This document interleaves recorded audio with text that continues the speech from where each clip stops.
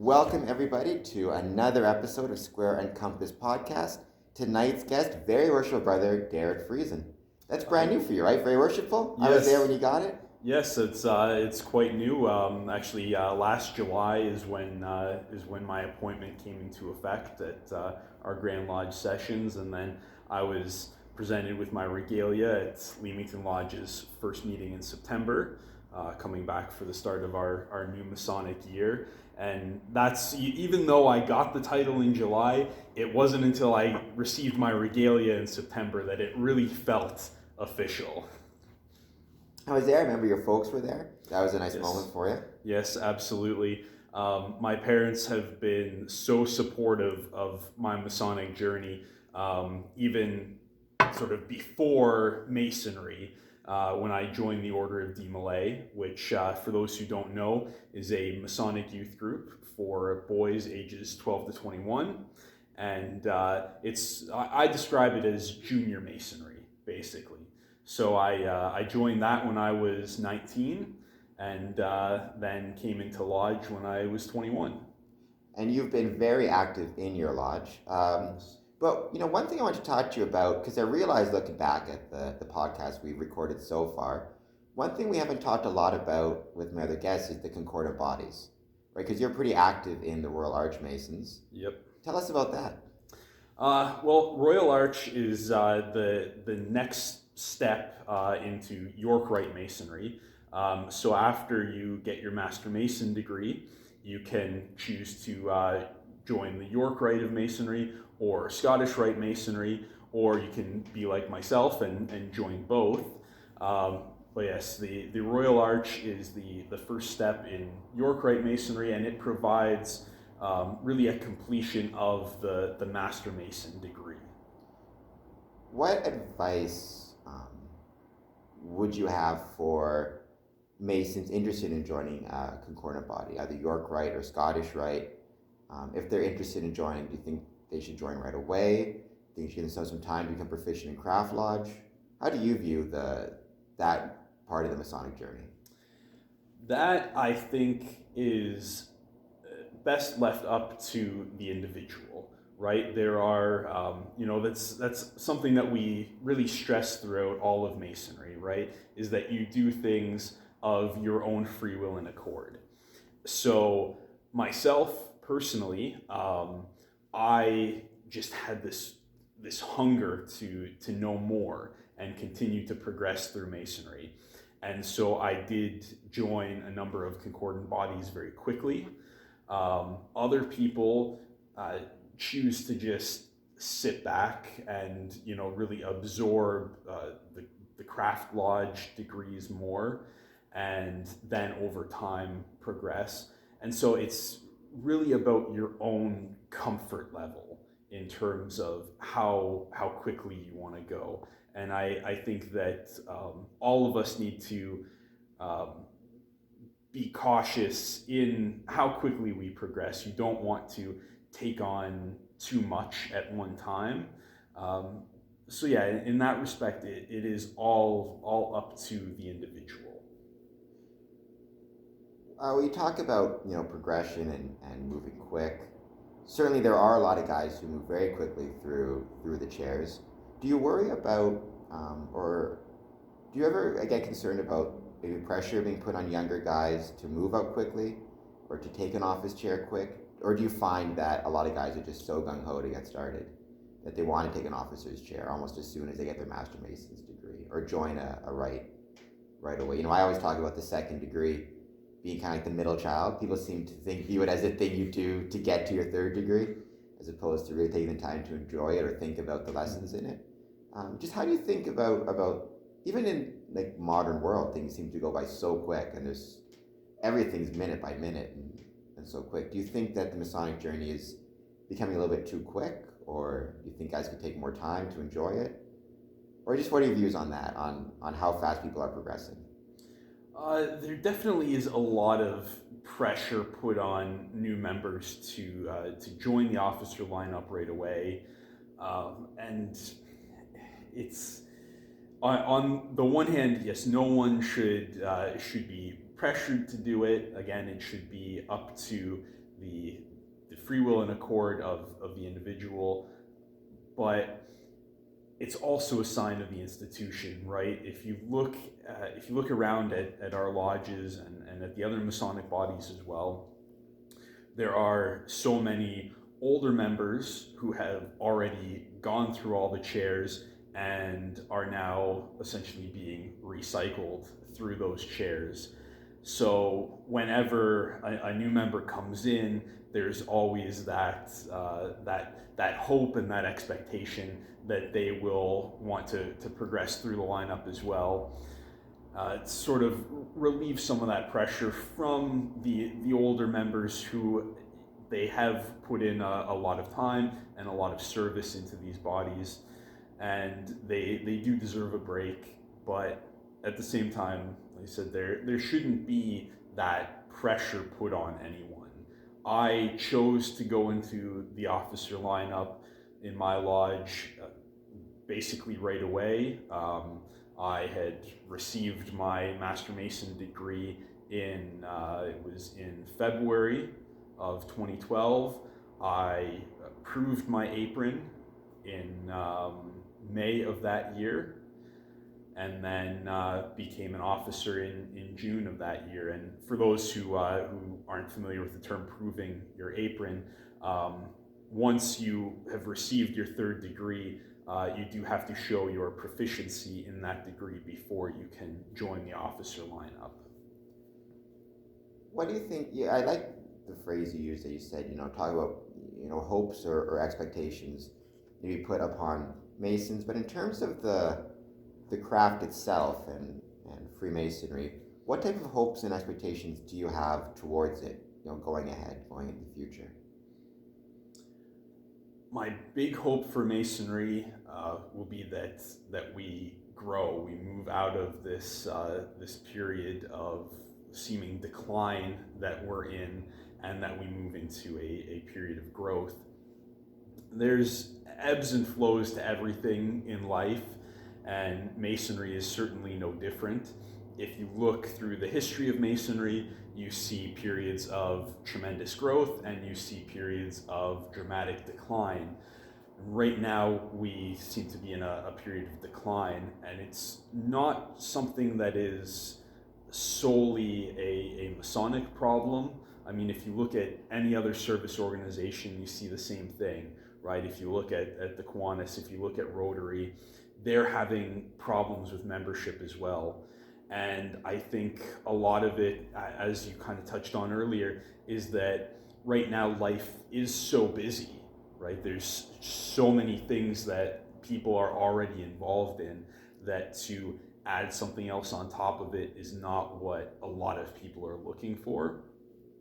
But I'm very optimistic at the fact that the Masons that we do see, particularly in our district here, are just a high degree of caliber and very dedicated to the craft.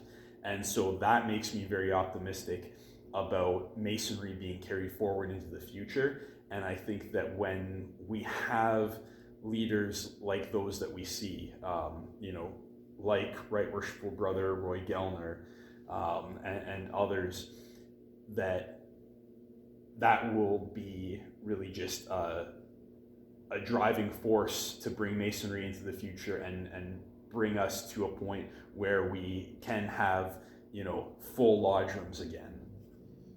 Do you think that, you talked about like all these different service organizations struggling, even churches, religious organizations seem to be struggling with membership in a lot of cases. One area that this seems to be affecting people in is this idea of loneliness. I even posted something on Square and Compass Promotions Facebook page. Go to Square and Compass Promotions Facebook page about loneliness being so detrimental to people's health and their well-being. And it seems like as these civic or civil organizations decline in membership, we're seeing greater amounts of loneliness. Do you think that Freemasonry, or how do you think groups like Freemasonry or Freemasonry can assist with that? I think that Masonry has always been a centered around the ideas of unity and brotherhood, and I think a lot of people are looking for that.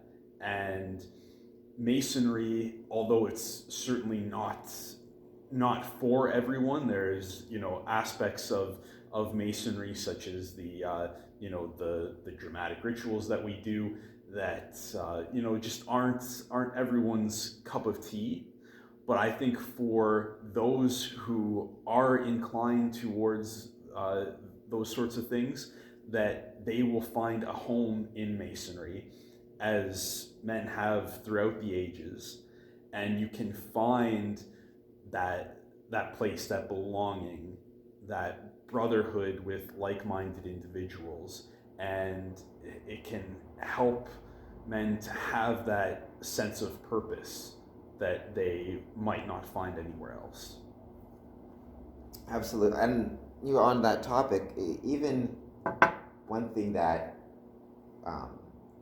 Freemasonry provides in terms of kind of combating loneliness is that shared experience. I think is so important to forge a brotherhood or to forge friendships, because even if I've never met, I'm traveling somewhere, as happens often, and I find a Masonic lodge or I find a brother, even if I never met him before, I know things about him because we have shared experiences. We've both been through the craft, we've both been through degrees. We can, it's no different than, meeting someone who has the same profession as you, or meeting someone who grew up in the same town as you. Mm-hmm. You've got a brotherhood all around the world who engages in that shared experience. That's why I think, our ritual, and why, everybody talks about the secrets of Masonry, why it's so important to maintain those is because it makes sure that those shared experiences are shared by only Masons, and it helps keep that connection. Absolutely. What, going back to when you first joined Freemasonry, or even before that to De Molay, you talked about your parents being so supportive of it. What about your friends and people in your life outside of your family? How did they feel about you joining De Molay and then Masonry? In terms of friends, you have I have a number of friends who at that time, and still to this day, when I talk about going to Masonic meetings, we'll kind of joke about me going to my cult meetings and things like that. I am very open about the fact that I'm a Freemason, and I know some of the misinformation that's floating around out there, and I know that when my friends talk about me going to my cult meetings, they are doing it just in a fun and joking way. They're not meaning it in any sort of disparaging way, really. They just it's something for them to kid with me about. I do have members of my extended family, however, who do take that more seriously, and do feel that I am a member of a satanic cult. So, but that's just, it is what it is. All I can do is show through my actions what Masonry has taught me. Masonry teaches so many wonderful lessons about how to live your life, and that's what I choose to focus on. And you're one of the guys who exemplifies this, but many do, and you're wearing you've got your Masonic ring. Mm-hmm. I've got jackets and T-shirts which have the square and compass symbol on them, right? If you're wearing those and you're out in the world and you're acting, people can think whatever they're going to think. Certainly social media doesn't always help promote the correct image of Masonry, but you're out there and you're acting in an appropriate way, and you're being a good citizen, as Masons are expected to be, right? People can make the connection between what you got on your ring, what you got on your jacket, and the way that you act. So I always think, for Masons out there, it's always so important to you remember that in your day-to-day lives, you're representing the craft in the way you treat other people and in the way that you act, which is certainly one of the lessons we are taught in our ritual work. Absolutely. Do you have, Looking back, you were raised in 2012. You joined DMLA before that. So when did you join? What year did you join DMLA? That would have been 2010 that I joined DMLA. So you got about 10 years in. You become, you district secretary, very worshipful. What are you looking forward to moving forward? What type of goals have you set for yourself in the next, say, 10 years of your Masonic career? Well, going forward, I am progressing through the chairs in a number of other concordant bodies now, the Lodge of Perfection in Scottish Rite, and a few others as well. And so I'm just looking forward to to going into the East in those bodies and becoming the master of those, and just enjoying every step along the way. There's a lot of steps along the way, right? Is there even Absolutely any steps so far that you particularly, or what steps in the past 10 years do you look back at, with particular fondness? Because so much of your Masonic career, or at least my Masonic career, it all just blends together. Because, we use the same ritual to start and the same ritual to finish your lodges. And if you're up 3, 4, 5 times a week, you can all start to kind of blend a little bit together, but there are those moments then that do stick out and that you do that are more special than other moments. What are some of those moments for you? The biggest and most special still has to be when I was first installed as master of Leamington Lodge.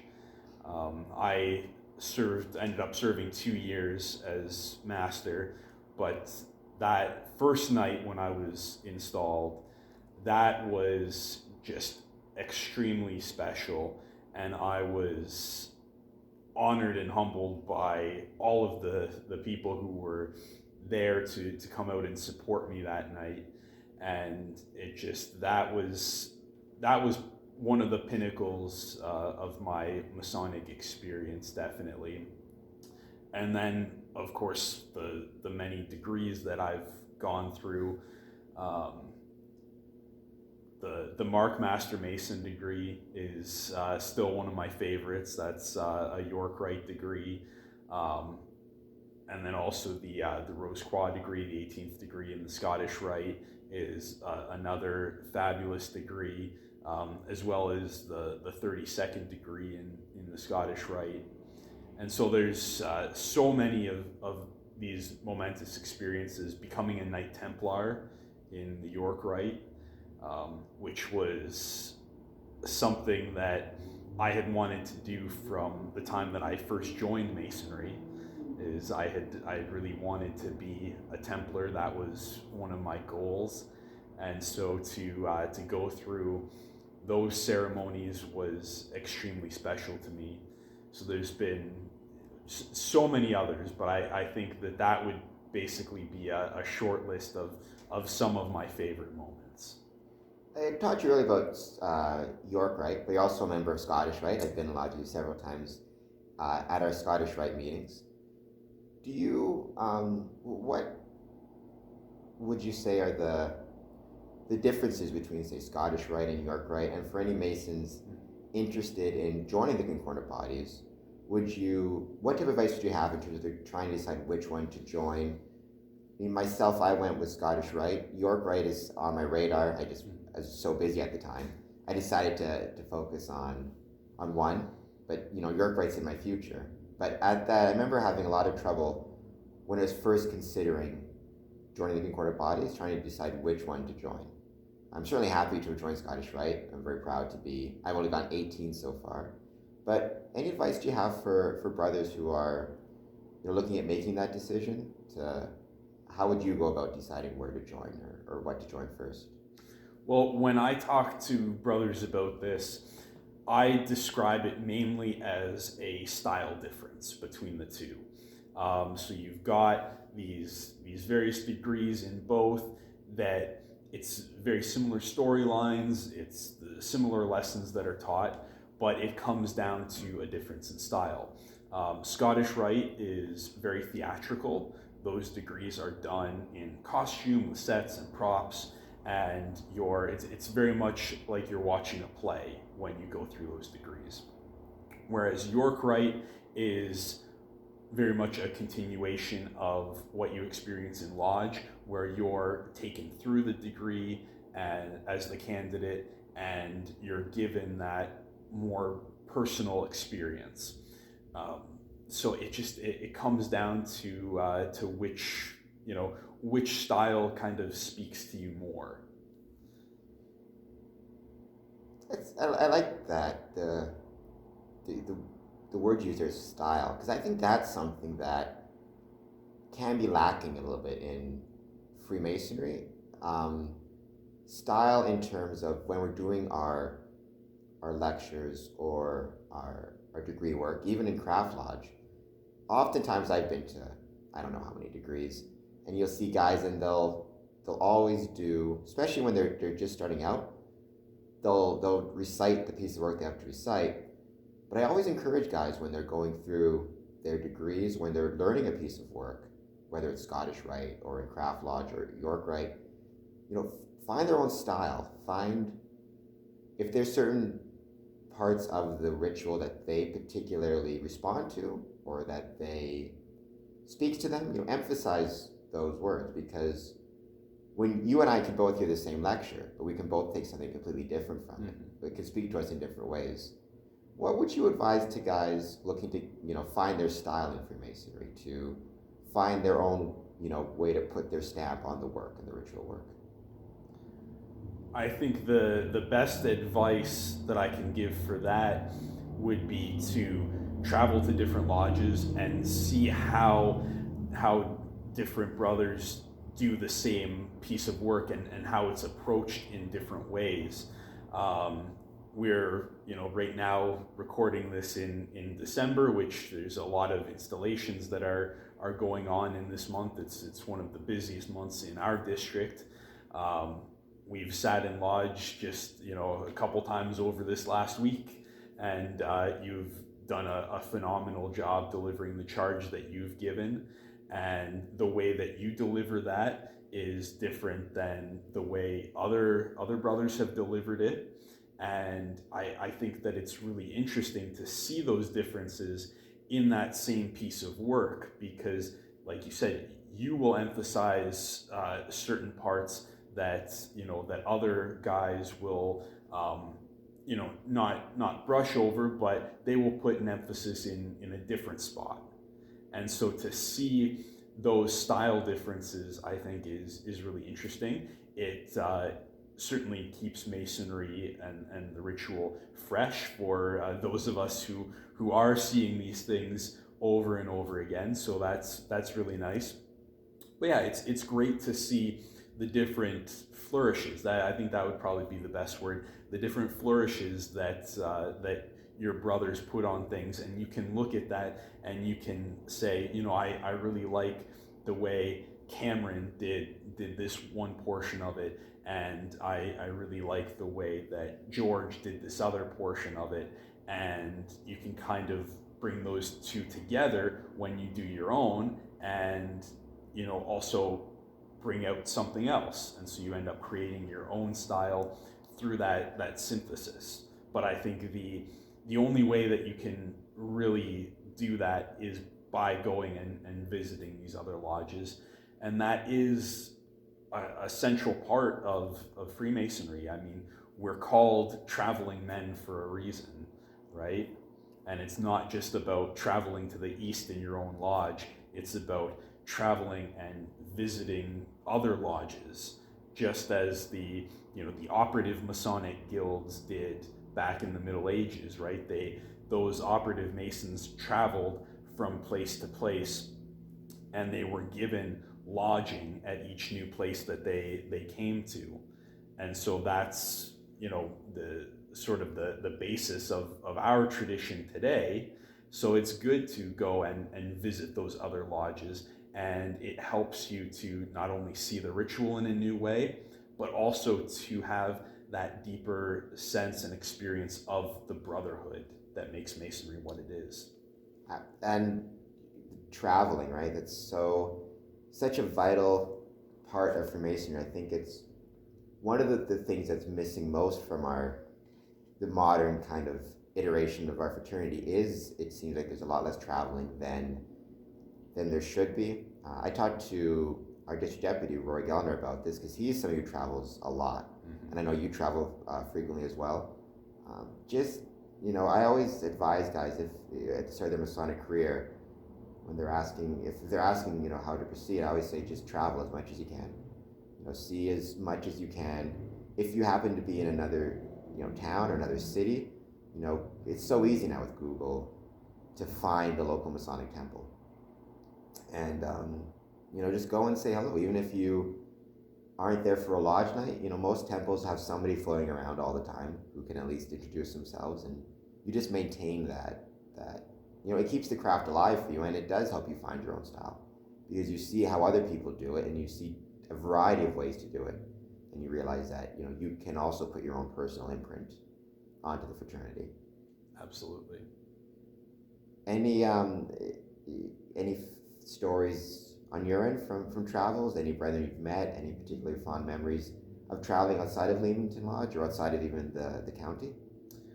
Well, not so much in terms of that. And actually, I'll say that probably my main regret in Masonry is that I didn't start traveling more early on. Right from the time I was initiated, I had several members of my lodge say to me, just if you want to go visit any other lodges in the area, let me know and I'll take you around, I'll introduce you. And my main regret would be not taking those brothers up on that at the time. And it was a lot of it was due to my work commitments at the time. I was focused mainly on my own lodge. So I would, just encourage new brothers to, like you said, travel around as much as you can and experience the variety of Masonic experience that is out there. But in terms of meeting other brothers, at one of my old jobs, I was wearing a Masonic baseball hat. And I was a security guard, and I would have truck drivers come in and out, and there were several Masons that I met as a result of that. Couple from this district, others from farther away, like London, and these guys, they'd see the square and compasses on my hat, and they'd give me a little Masonic phrase that those of us who are initiated would pick up on, and so it sparked a conversation that way. And it's really funny because the one particular brother from London that I'm thinking of, him and I had great conversations even before that, and so this was probably a couple months after we had first met each other that he first saw me wearing my hat and realized that I was a Mason. And it's just funny because it's almost like even without knowing that we were brothers, there was that bond there anyway. And that's something that I've found in Masonry, is that through these lessons that we're taught in the degrees and that we then apply to our lives, it really does change us and change the way that we interact with other people and with the world. And it's something that we can pick up on, even if it's not at a conscious level. We can recognize that because we share these same traits with each other, and so it makes it that much more of a bond. And then to find out that you are in fact a brother with this other man, that just it was a cool experience to see that. We felt that fraternal bond before we knew that we were even both Masons. We are this is going to be shown well after Christmas, but we are filming this just before Christmas. We got the tree behind us, so the people in YouTube land can see. Looking forward to anything in the holiday season. What's your Christmas holiday plans? Just getting together with family and friends. I will be at in terms of masonry. I will be at the Thistle Lodge installation dinner on December 27th. They have their installation on December 27th every year because that's the feast day of Saint John the Evangelist, and John the Baptist and John the Evangelist are the two patron saints of Masonry. So it was a custom for lodges to hold their installations either in June or in December to coincide with those feast days, which is why June and December tend to be the busiest months for Masonry and visiting other lodges.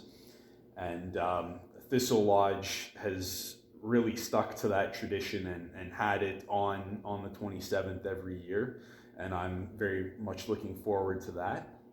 So it's always a fun time to get together with them.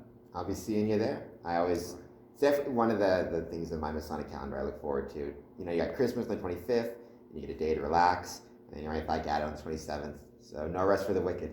Absolutely. And with that, thank you so much. Thank you very much for asking me to be here. I have no doubt I'll be seeing you. Well, the 27th or probably sooner based on our history together so far. We're bound to